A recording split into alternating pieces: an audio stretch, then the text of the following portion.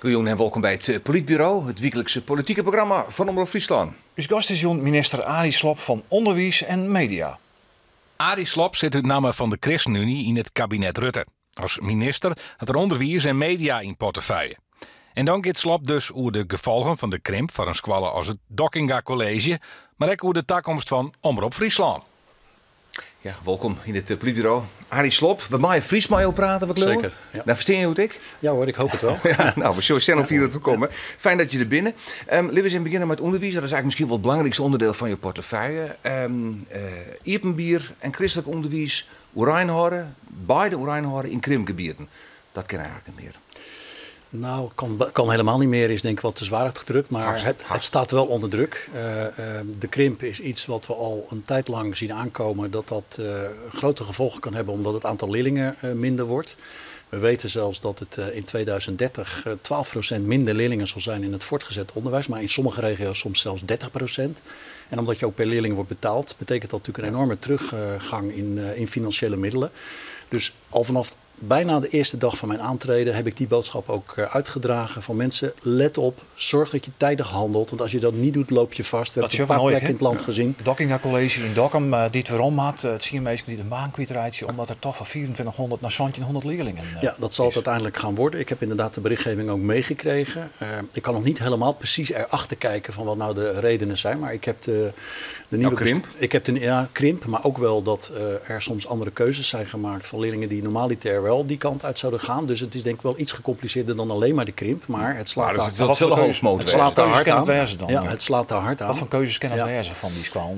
Ouders kiezen natuurlijk voor een school. En als er in de regio toch ook nog wel andere mogelijkheden zijn en ze kiezen voor een andere school waar bij wijze van spreken, stel dat je 3 kinderen hebt en de eerste 2 gingen daar wel heen en de derde niet, dan is de vraag van wat is hier aan de hand? Maar ik heb de bestuurder gehoord. Ik heb hem trouwens het afgelopen jaar meegemaakt in zijn vorige functie nog. Ik ben zeer gecharmeerd van hem.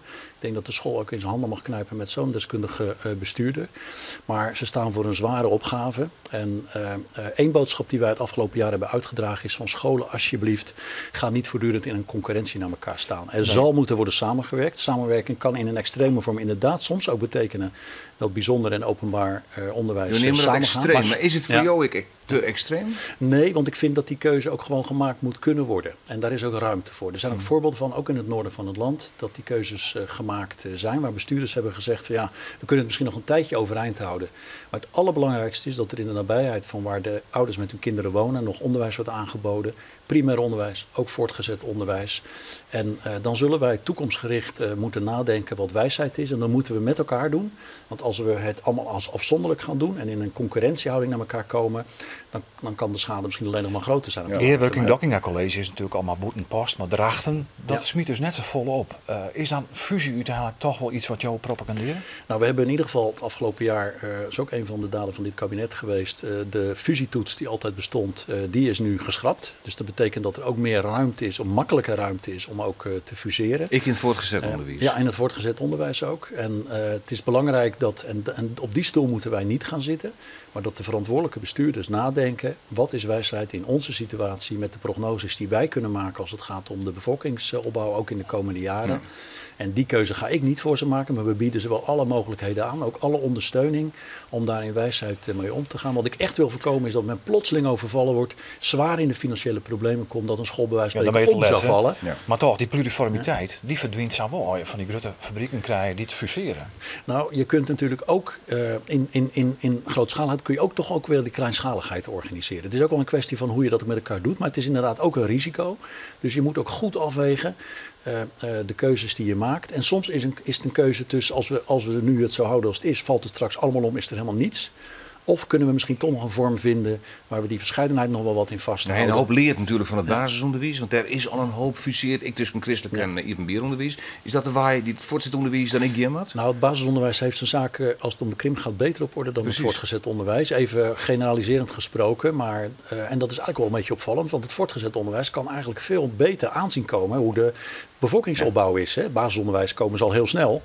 En voortgezet onderwijs duurt het nog tot 12-jarige leeftijd. Maar eigenlijk leeftijd. net een beetje dat het voortgezet onderwijs een beetje wat op zijn beloop litten. Hè? Ja, ik vind het altijd lastig om zulke termen zo in de mond te nemen, omdat je dan Maar heel erg generaliseert generaliseert. het omkomen. Ja, maar ik zie wel op bepaalde plekken in Nederland. We hebben in Zeeuws-Vlaanderen bijvoorbeeld een situatie gehad dat het gewoon helemaal uit de hand liep.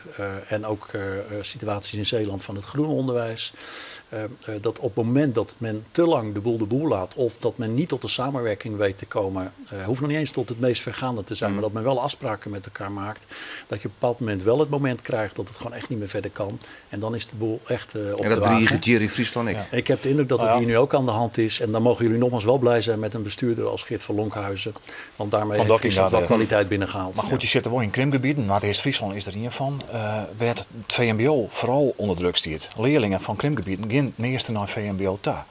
Ja, daar heb ik gelukkig wel geld voor gekregen.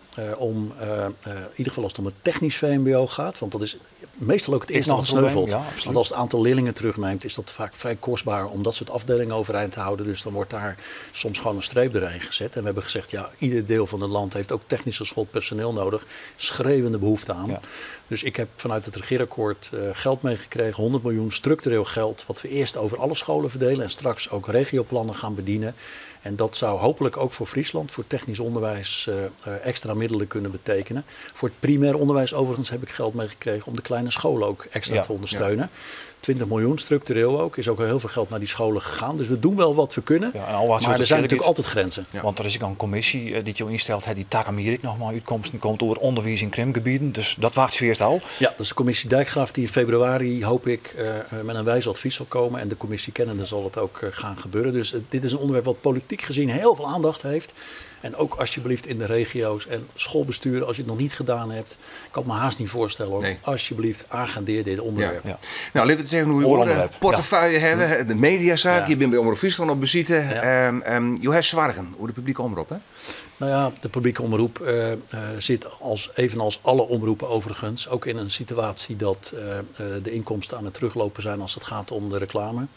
En ik was genoodzaakt al snel naar mijn aantreden om aan te geven, als dit zo doorzet, dan zullen wij het minimumbedrag wat beschikbaar wordt gesteld voor de nationale publieke omroep, zullen wij naar beneden moeten bijstellen.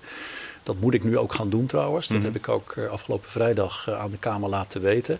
Ik heb iets wat geld gekregen om de klap nog een beetje te dempen. Maar er zullen echt ingrijpende keuzes moeten gaan plaatsvinden. Maar wat ik ook gedaan heb, is ik heb een muurtje gebouwd tussen de problematiek bij de nationale omroep en de regionale omroepen. Want ik wilde voorkomen dat bij wijze van spreken de regionale omroepen weer opnieuw ook geconfronteerd zouden gaan worden met minder inkomsten vanuit de Rijksoverheid.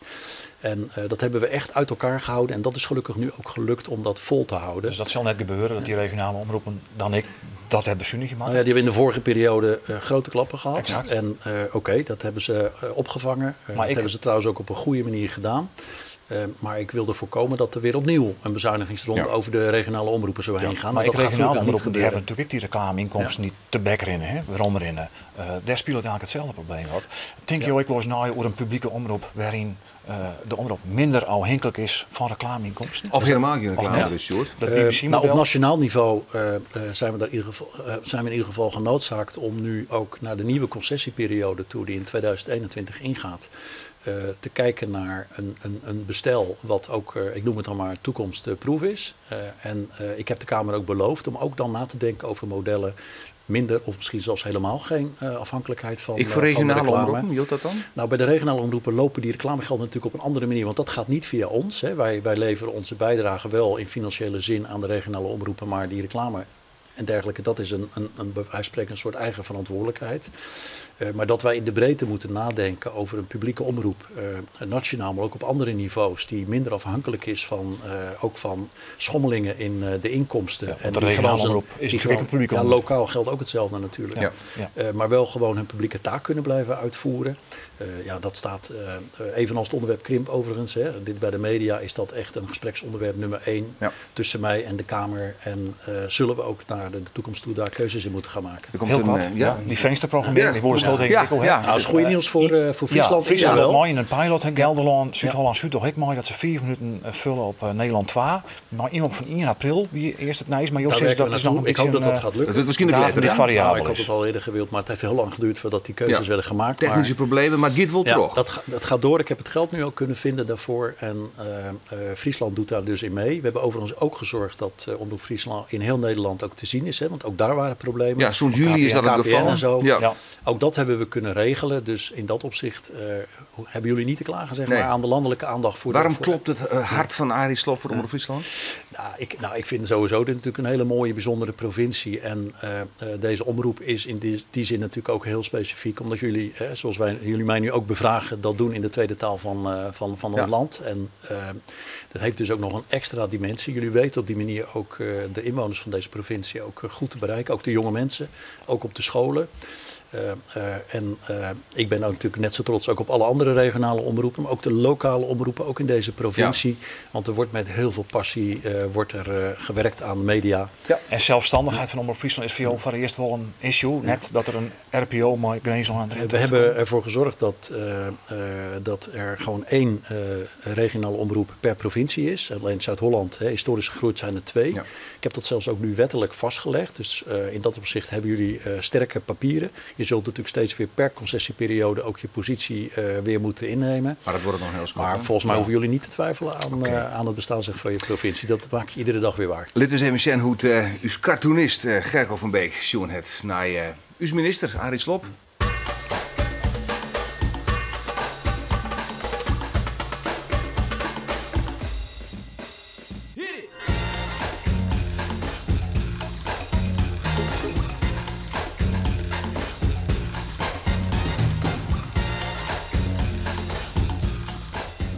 Nou, misschien mag ik hem even vertalen voor jou. Het laatste woord. Dat is het enige die vermenigvuldig je. Ja, gaat heen en vermenigvuldig je. Ja, nou, die kennen we ook nog uit een ander boek. Hè? Precies. Van de ja, goed. Minister Slob, tegen dank voor je komst naar het Politbureau. En we hopen dat je nog een keer komen wollen. Ja, was me genoegen. Ontzag via het Politbureau. Bedankt voor het zien en graag ontnaaien weekend.